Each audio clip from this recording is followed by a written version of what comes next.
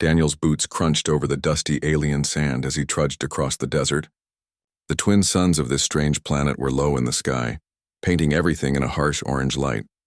His body ached, his mouth was dry, and every step felt heavier than the last. He had not meant to end up here.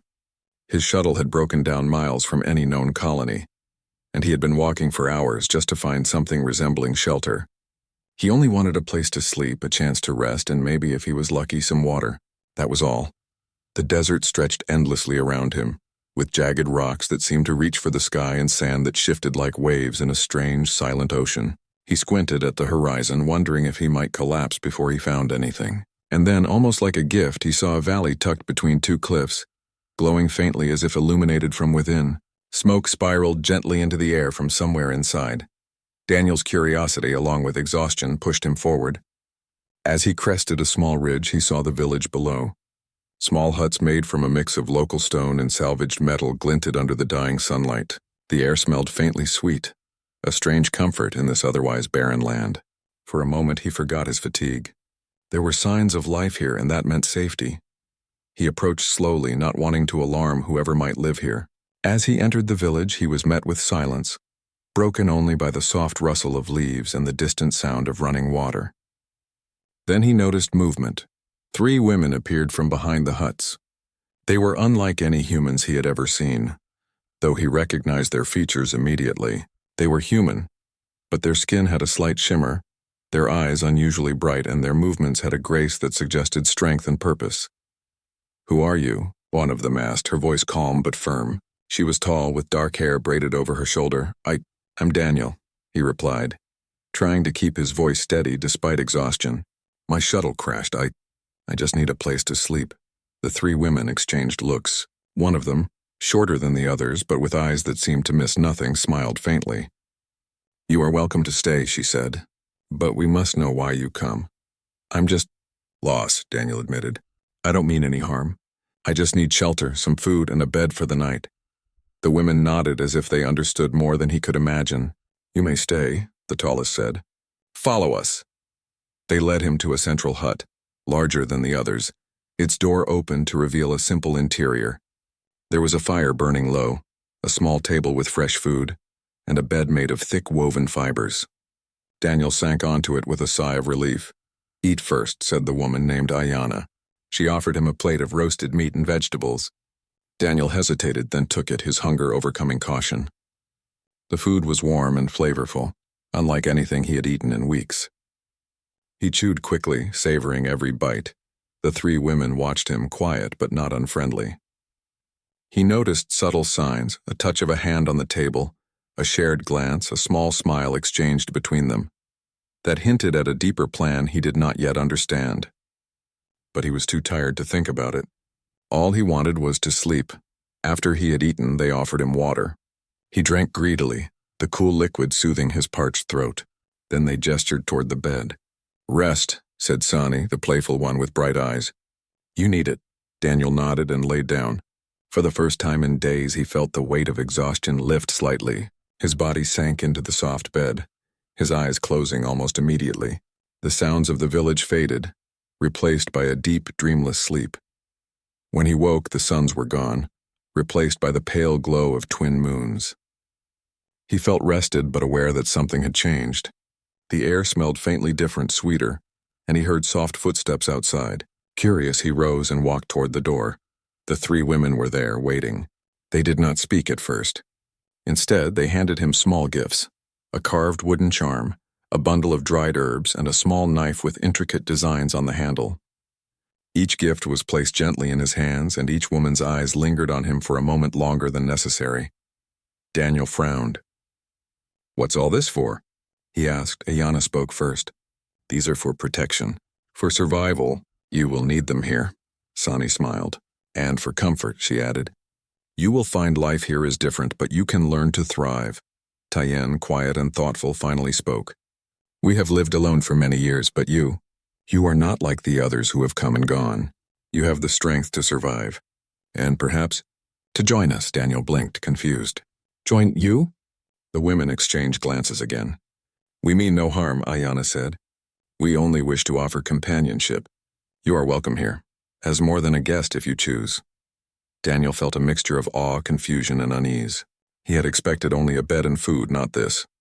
He looked at the three women, each remarkable in her own way, strong, intelligent, and confident, and realized he was seeing a glimpse of something extraordinary. They were survivors, leaders, and now in some way they were inviting him into a new life he had never imagined. He nodded slowly. I don't know if I can, he admitted. I didn't come here for this, I just wanted to sleep. Sonny laughed softly, a sound like wind through the trees. Sometimes, she said, life has plans we do not expect. Rest first. Think later. That night, Daniel slept again, this time aware of eyes watching over him, not with suspicion, but with care. He dreamt of the desert, of strange creatures with glowing eyes, of storms that rose like mountains, and of a small village that seemed impossibly safe amid chaos. He woke before dawn, feeling a sense of anticipation he did not understand. The next morning, the women guided him outside. The village was alive with movement, animals grazing, small gardens blooming, and smoke rising from cooking fires. Daniel watched, realizing that the village was thriving because of the women's skill and knowledge. They had carved life from the desert, creating a safe haven where nothing should have survived. As they walked, Ayanna spoke. You see, Daniel, life here is not easy, but together we thrive. We watch for dangers, share knowledge, and protect what is ours. You can be part of that, if you choose. Daniel's eyes roamed the valley. He saw not only beauty but also danger. Alien predators roamed nearby, and storms could arrive without warning. But he also saw strength, intelligence, and resilience in the three women who guided him. He realized that surviving here would require more than luck. It would require learning from them and perhaps joining them. Over the next few days, Daniel began to adjust to the village. He learned to fetch water from the underground spring, repair the small solar panels that powered lights, and gather food from the surrounding desert. The women taught him patiently, each in her own way. Ayanna focused on strength and survival, Sonny on strategy and clever thinking, Tyan on observation and patience. At night, they shared meals and stories. Daniel learned of their pasts, the loss of husbands, the hardships of the desert, and the ways they had survived alone. They spoke of hope, of endurance, and of the bonds that held them together. Slowly, Daniel began to see that their plan was not about control, but about partnership, about survival, and about building a life that none of them could manage alone. One evening, as twin moons rose high in the sky, Daniel sat with the three women outside his hut. The air was cool, the desert quiet except for distant sounds of life. He realized he had never felt safer or more understood. The women looked at him, their eyes reflecting the moonlight, and he felt a connection he had never expected. He understood now that he was not merely a guest. The village had offered him more than shelter. It had offered him a chance to belong. And whether he accepted it or not, the bond had already begun to form. As he lay down that night, Daniel thought about the strange path that had brought him here. He had only wanted a place to sleep, a moment of rest. But fate had led him to a hidden village in the desert, to three remarkable women who had a plan for him he could not yet fully understand. And for the first time in his life, he wondered if this was exactly where he was meant to be. Daniel woke to the soft glow of the twin moons. The village was quiet, the desert outside calm for the moment. Yet despite the peace, he felt a strange sense of anticipation. The three women, Ayanna, Sonny, and Tyan, had made it clear that their invitation was more than hospitality. They saw something in him, something rare, and he was beginning to realize that survival on this planet would not just be about enduring the desert. It would be about understanding the lives of these three remarkable women. The morning started with work. As it always did, Daniel helped tend to the small gardens, watered the plants, and checked the traps they had set to catch small desert creatures for food. Ayanna moved beside him, showing him the best way to dig channels to carry water from the spring to the crops. Her hands were steady and strong, her instructions precise. Daniel noticed her careful glances, the way she watched him as if measuring more than just his skill, perhaps his character. Careful, Ayanna said as he tried to dig a shallow trench too quickly. The ground here is not like Earth. Rushing will break the channel. Patience is strength, Daniel nodded. He was learning quickly. He had survived harsh environments before, but never one like this, and never with companions so determined and intelligent. Sani appeared shortly after, holding a small satchel of herbs. She had a playful grin on her face as she handed him the bundle. "These are for your wounds in case the desert decides to greet you harshly," she said. "But I trust your body will last. You seem strong." Daniel smiled faintly. "I hope so."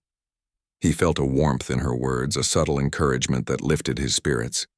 Tyan arrived last, her quiet presence calming. She handed him a small notebook and a pencil. "Write your observations," she said. "Every detail matters here. You need to understand this world, its dangers and its gifts." Daniel accepted the notebook. He had been so focused on survival, he had not considered the importance of knowledge. Writing down what he learned would help him, and perhaps help them, survive longer. Days passed, each blending into the next. Daniel adapted to life in the village, learning the ways of the desert and the clever methods the women used to make it thrive. He noticed small things: how Sani could spot a predator from miles away, how Tayan could predict storms by observing the wind, and how Ayana could move silently across the desert, carrying tools and supplies effortlessly. He began to admire them not only for their skill but also for their unity. They trusted each other implicitly, a bond he had never witnessed before. At first he had resisted the idea that they wanted more than companionship, thinking it was impossible to understand their intentions. But slowly the signs became clearer: the careful preparation of meals for him, the subtle touches on his arm, the playful teasing, and the way they included him in decisions about the village. They were not just welcoming him, they were drawing him into their lives, shaping a future he had never considered. One evening, after a long day of repairing a water channel, Daniel sat outside with the three women. The sky was painted in deep shades of indigo and violet, and the desert air was cool. Sani leaned against a rock, her eyes reflecting the moonlight. "You have changed," she said softly. "You are no longer just a traveler. You belong here, even if you do not yet realize it." Daniel looked at her, feeling a mixture of surprise and curiosity. I belong here?" he asked. "I don't know if I can." Ayana stepped closer, her expression serious but kind. "Belonging is not about choice alone. It is about trust, understanding, and effort. You have shown all three. That is why we offered you more than a place to sleep," Tyan added quietly. "You are learning. You are becoming part of this life, part of what we have built. That is not a small thing." Daniel felt a rush of emotion. He had wandered this desert alone, expecting only to survive another day, and now he was being offered a life he could not have imagined. The thought was overwhelming but strangely comforting. Over the next week, he began to see the widow's plan more clearly. They did not want to control him. They wanted partnership, cooperation, and shared responsibility. Ayana guided him in defending the village, showing him how to set traps and build walls that could withstand desert storms.